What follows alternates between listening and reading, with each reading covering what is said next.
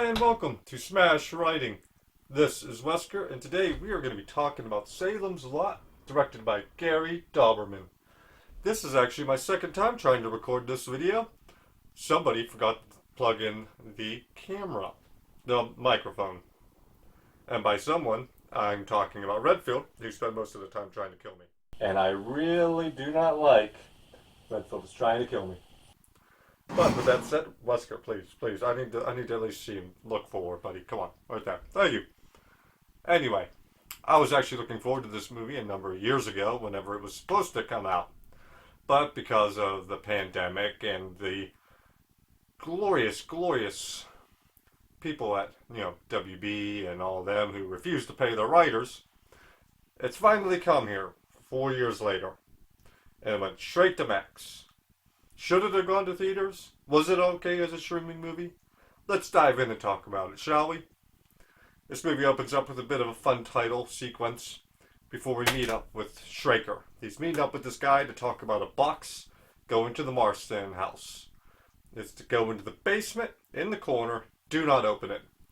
And the guy's like, sure, that's fine, no problem. But they're afraid of the house. The house has a bit of a reputation. But they managed to get the big-ass box into the back of the basement, as told. But some things happen. They break a corner of the box. The one guy almost gets hypnotized back to it before they both run out screaming. Well, not screaming, but you know what I mean. Then we jump ahead. We meet up with Ben Mears. He's on the side of the road staring at the Marston house.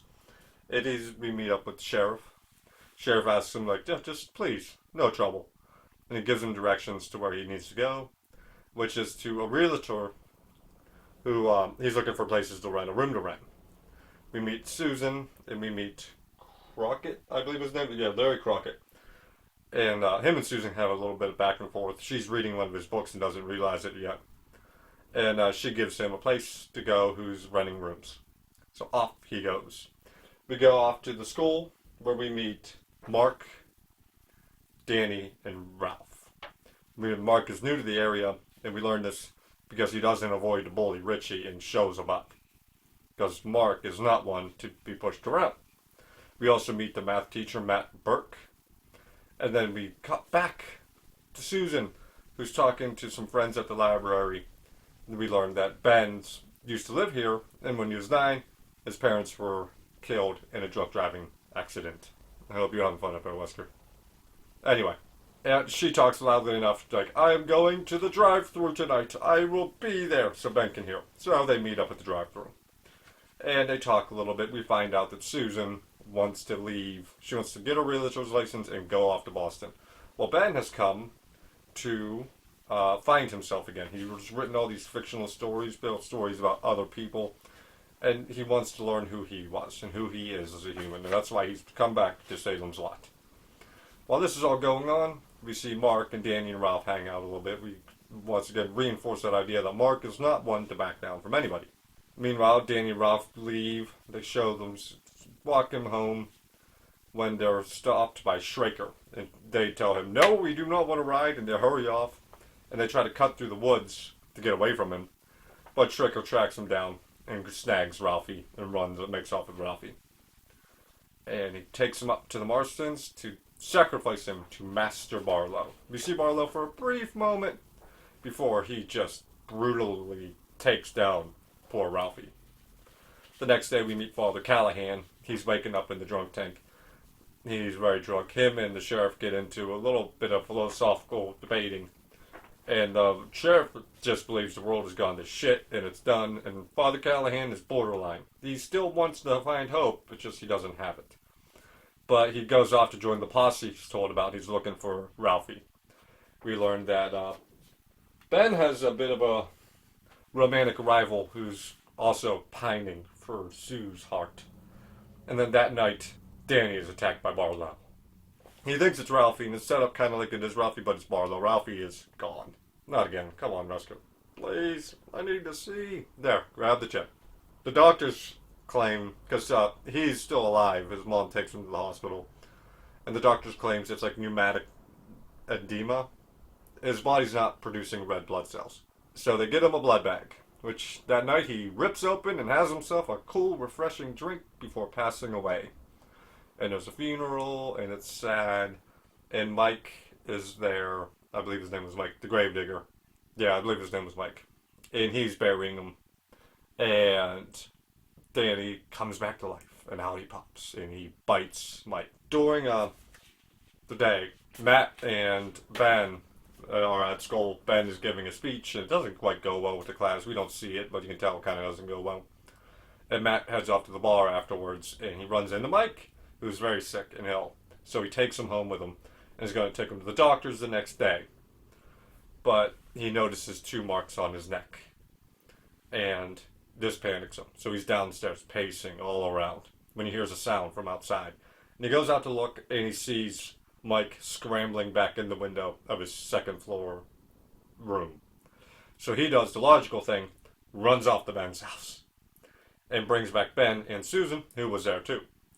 And he tells them, like, flat out, he thinks he's a vampire. And when they go to check on him, he is deceased. And the marks are gone. But there's a little drop of blood on the pillow telling you something is amiss. But they call the doctor. There's no mention of the word vampire. And the doctor's like, oh, I'm going to find out what's going on. And it can't be the anemia because that's not something you catch. While that's all going on, though, Danny shows up at Mark's house and uses hypnosis to get in the window. But Mark manages to shake it off, and he uses the cross from his model to ward off Danny. But Danny's been talking to him during this, and he lets slip Master Barlow. So Mark swears he will set his friend free. And the next day, the doctor learns that Ralphie and Danny's mom has passed away. And she rushes down to check on Mike's body, because now this is getting weird. There's 4 deaths, really. She doesn't know about Ralphie yet, but 3 deaths in, so many days. So she goes down to check on Mike's body, and Mike's body's gone. It went back to the house that night and attacked the teacher. But the teacher managed to ward him off with the cross and revoke his invitation from his house, which sent Mike flying out of the house. And he passed out where he was laying on the floor, which is where the doctor finds him. And they call Sue and Ben back, and he tells the story of what happened, and they work out that Schraker is the human helping the vampire Barlow being the master. Because again, Mike talks too much. But the doctor's not buying any of this, and she's not giving them permission to exhume Danny. So she comes up with the idea that her, Ben, and Susan will go to the morgue and sit on Ralphie and Danny's mother's body and see what happens. Well, Schraker decides he's going to learn more about Barlow and Schraker. And he stakes out their store for a little bit and decides, I'm bored of this, and he goes up to the house. And good thing, because Mark is there by himself. And as soon as those two unite in the basement, they get locked in. He helps them up to the door because there's no stairs in his basement. And the moment he does, Barlow takes down Matt, and Schraker grabs Mark. And meanwhile, at the morgue, the sun has gone down, and they just realize we don't have any weapons here. So if something does happen, there's no way to defend ourselves. And so they're scrambling to put together a crucifix out of these tongue depressors, sticks, while, the mom has risen from the dead. But they manage to take her down, but not before the doctor gets bit. And we learn that you can cure yourself as long as you inject yourself quickly with a rabies shot and a prayer.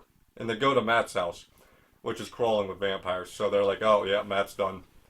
And off they go. Ride out the night, pretty much. No, until morning, whenever they can go to the church. Mark has gotten loose at Striker's and beat him over the head with this metal rod. I think it might have been a crowbar. And he bails out.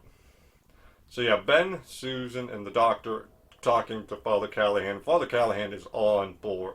Father Callahan's on board. He's like, you don't get to stay in this game without believing in the supernatural. Please. With the tail. Good Lord, man. Anyway, just as they're talking about it, in comes Mark to reload. He's there for... What did you just throw at me? He's there for holy water. But they manage to stop him like, oh, okay, let's talk this out. So Mark tells him what's been going on.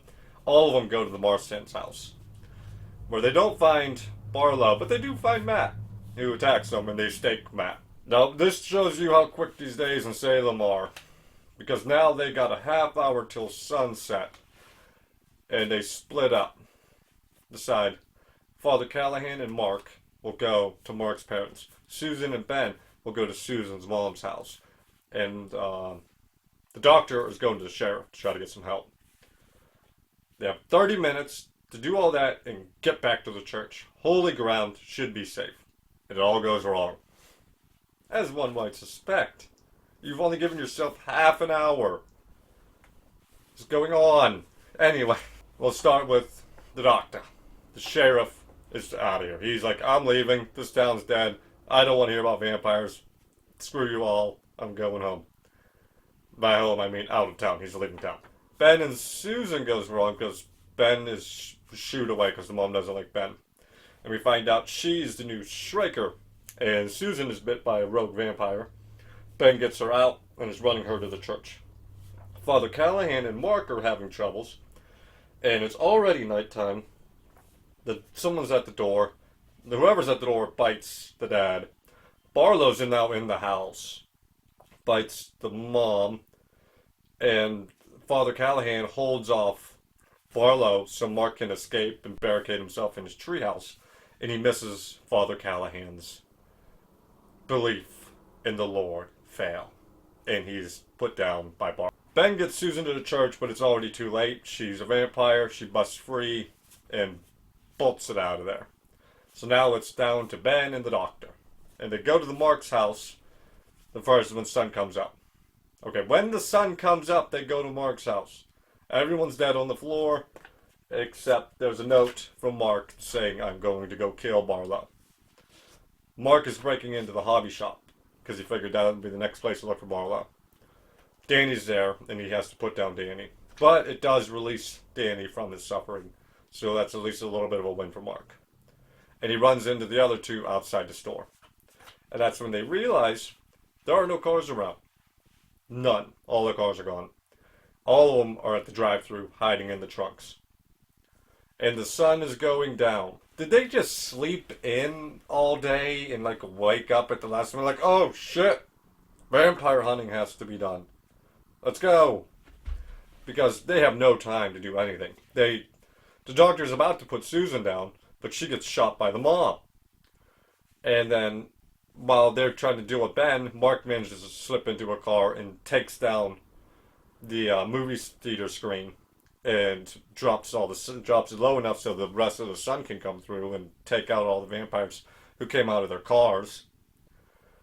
And then runs over the mom. They get Barlow's casket out of the truck, but they run out of time, and Barlow is now free, the son. Susan attacks Ben. So Ben is fighting Susan. Mark is running from Barlow. So Ben manages to take care of Susan after a little bit, and then runs over and puts down Barlow, and the two drive off, and that's the end of Salem's Lot. You tell when these really drag on, god damn it. And they miss out on so much. I don't understand how this movie felt like it drags to talk about, while at the same time knowing it missed a lot. Because it's been a while since I read the book, but I know they missed a lot, and we're going to talk a little bit about some of that here. Let's talk about the good things about this.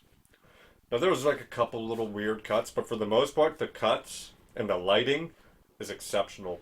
I know I ragged on the movie theater scene, but I did really enjoy the fact, as soon as it went down beneath the theater, or the theater screen, they came out. And they did a lot of fun light plays with that light and shadows. I think that the goreness was quite tasty. I think every single vampire looked really good. Their eye shine was a little too bright for me, but fine, whatever. Looked good. But I'm a picky bastard when it comes to my vampires. And I think Barlow looked bad. I did not enjoy the look of Barlow. I like my vampires, though, looking human, mostly. They can blend into a crowd and everything like that. That's the vampires I like.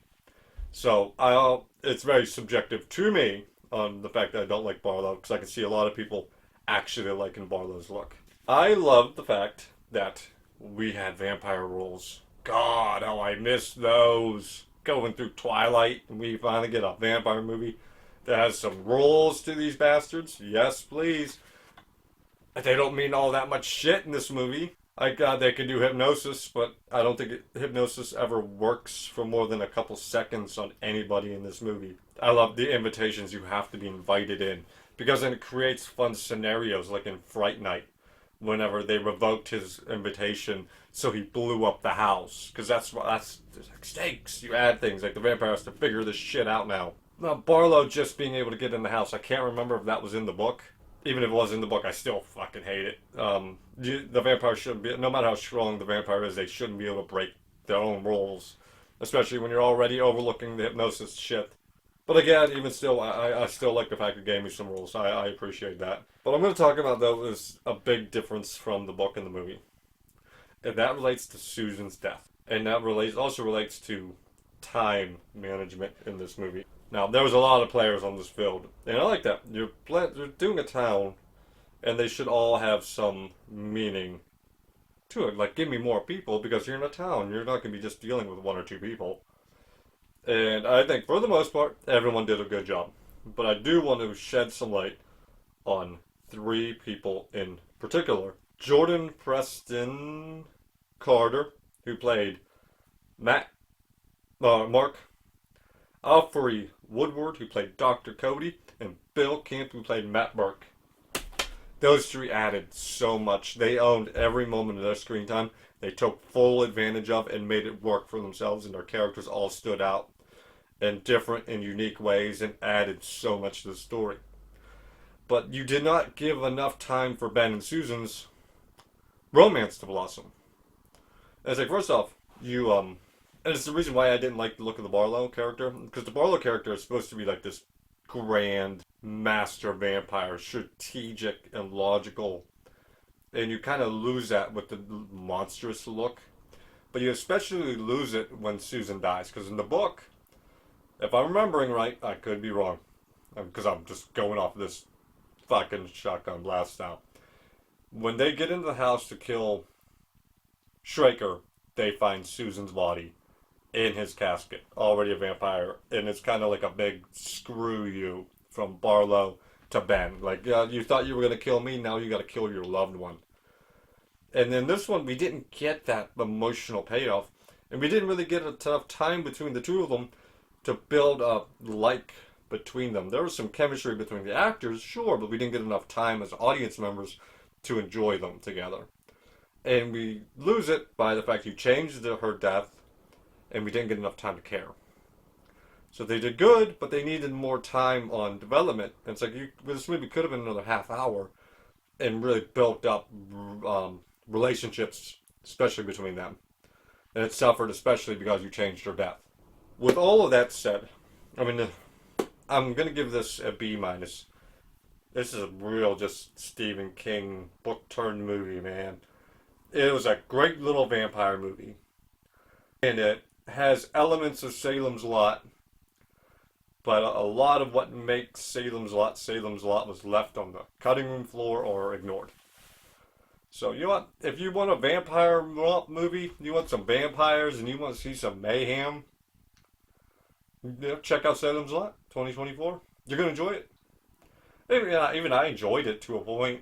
I do wish, though, that we had some of those emotional moments and high points between Ben and Susan. But still, that's Salem's Lot. Fun little vampire movie for the month of October. So have a good day, evening, night, afternoon, whatever, wherever you are. And as always, bye-bye.